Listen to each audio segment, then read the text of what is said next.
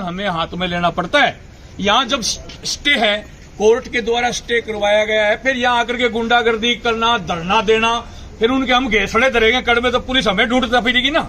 तो इससे अच्छा पहले ही पुलिस आके यहाँ कार्रवाई कर लेना, हमें घेसड़े उनके ना मारने पड़े। तो आज मैं इसीलिए आया हूं कि आज मेरे प्रदेश के ऊपर, प्रदेश अध्यक्ष के ऊपर कातिलाना हमला हुआ है, कल किसी और पर होगा। या आम गरीब शोषित पीड़ित की तो सुनाई कौन करता है? एक करनी सेना वही तो करती है ना, उसके सरपंची की कब्जी है ना। तो ये करनी सेना सरपंची पैदा करती है, 3 घंटे में सरपंच पैदा कर देते हम। और यहाँ के राजनेताओं को भी कहना चाहता हूँ, डॉक्टर राजकुमार जी हैं, पूर्व मंत्री भी हैं, सीएम सलाहकार भी हैं, उनसे भी कहना चाहता हूँ, आपके क्षेत्र में ये जो घटनाएं हो रही है और खास तौर से मंदिर को लेकर के ये घटना हो रही है, इसकी करनी सेना कड़े शब्दों में निंदा करती है। आपको भी शासन प्रशासन से मंत्री जी बात करनी चाहिए इस विषय को लेकर के। नहीं करनी सेना यहाँ आकर के नौलगढ़ में उग्र आंदोलन करेगी और यहाँ कोई भी आके धरना प्रदर्शन करेगा। स्टे है हमारे पास, स्टे के अंदर कैसे धरना प्रदर्शन कर सकते हैं? यहाँ आकर के बैठ करके 2-2 दिन तक बैठे रहे। क्या कर रहा था यहाँ का एसडीएम?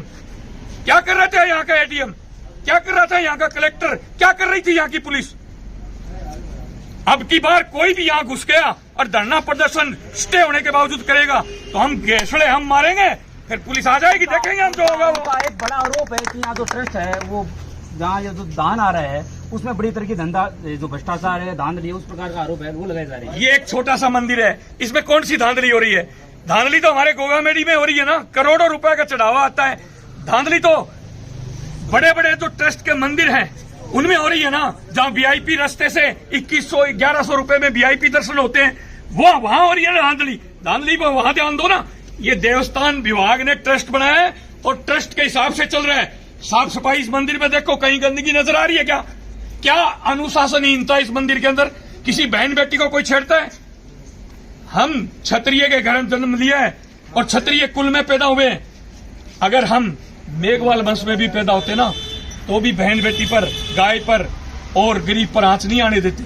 ये सिर्फ यहाँ अपनी ताकत दिखा करके, गुंडागर्दी करके मंदिरों पर कब्जा करना, जमीनों पर कब्जा करना, घरों पर कब्जा करना, इनका काम है। जोड़ पायतनों पे कब्जा करना, गोचर भूमियों पर कब्जा करना, ये इनका काम है। पर यह ट्रस्ट बना हुआ है और ये क्षत्रियों के अंडर आता है ये मंदिर। यहाँ कब्जा तो दूर है, इसकी तरफ आंख उठाएगा उसकी आंख निकाल लेंगे। पर हम कानून में विश्वास रखने वाले लोग हैं, इसलिए हाथ पर हाथ धर के बैठे हैं। जिस दिन कानून फेल हो जाएगा ना, हाथ खोल लेंगे, और हाथ खोल लेंगे तो अगले की गिरबान भी पकड़ लेंगे। ये सुन ले प्रशासन। आगे किस तरह की कार्रवाई? आगे की कार्रवाई ये है, हमने प्रशासन को टाइम दिया है, प्रशासन ने 24 घंटे का टाइम दिया है। हम 24 घंटे का इंतजार कर रहे हैं, उसको गिरफ्तार कर ले 24 घंटे में, ठीक है? नहीं तो फिर हम गिरफ्तार कैसे होता हम करवा के दिखाएंगे। वो कल के परसों की घटना है। परसों शाम को 4 बजे के बाद में वो कैंपर लेके, कैंपर में 5 जने थे, पाइप डाल के, जीआई पाइप डाल के, और यहाँ से गाली गलौज करके यहाँ मंदिर से और गांव में गया और मेरे घर तक गया और घर पे जाके मारने की धमकी देकर कि तेरे टांगे तोड़ेंगे, तू मंदिर छोड़ दे। इस प्रकार की घटना घटी। इसको लेकर हम पूरे जिले की करनी सेना, सारे 7 विधानसभा के पदाधिकारी, जिलाध्यक्ष के नेतृत्व में वहाँ पे एसपी साहब को ज्ञापन देके गए और उसके बाद में उन्होंने आश्वस्त किया कि हम तुरंत कार्रवाई करेंगे। तो जानलेवा हमला है, उस तरह का हुआ? जानलेवा हमला ही है, बिल्कुल जानलेवा हमला है। 307 का मुकदमा है, मरने के बाद 302 दर्ज होती है। ये तो जानलेवा हमला है, जान से मारने के लिए किया था, बच गए, इनकी किस्मत है। तो मेरे करनी सैनिक पर कोई हमला करेगा, अगर उसकी जान लेने की कोशिश करेगा तो उसकी जान मैं भी ले सकता हूं। पर कानून में बंधे हुए लोग हैं, कानून पे विश्वास रखने वाले लोग हैं, इसलिए कानून से आस लगा रखिए। जिस दिन कानून फेल हो जाएगा ना, उस दिन कानून हम हाथ में लेना जानते हैं, पहले दिन ये आगे भी लेके दिखा देंगे। इस तरफ सरकार को ध्यान देना चाहिए, सरकार को पॉलिसी लेके आनी चाहिए और सरकार को ध्यान देना चाहिए। ऐसे गुंडा तत्व हैं, चाहे वो सरपंच हो, चाहे वो विधायक हो, चाहे वो कोई खरपंच हो, ऐसे लोगों को सलाखों के पीछे डालना चाहिए। अरे उनका क्या लेना देना है?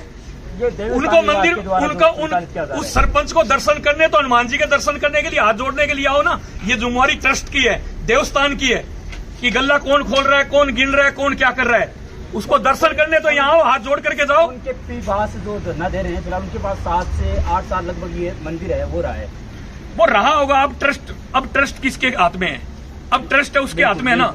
अब जो ट्रस्ट है वो संभालेगा, अब ट्रस्ट है वो संभालेगा, ठीक है ना।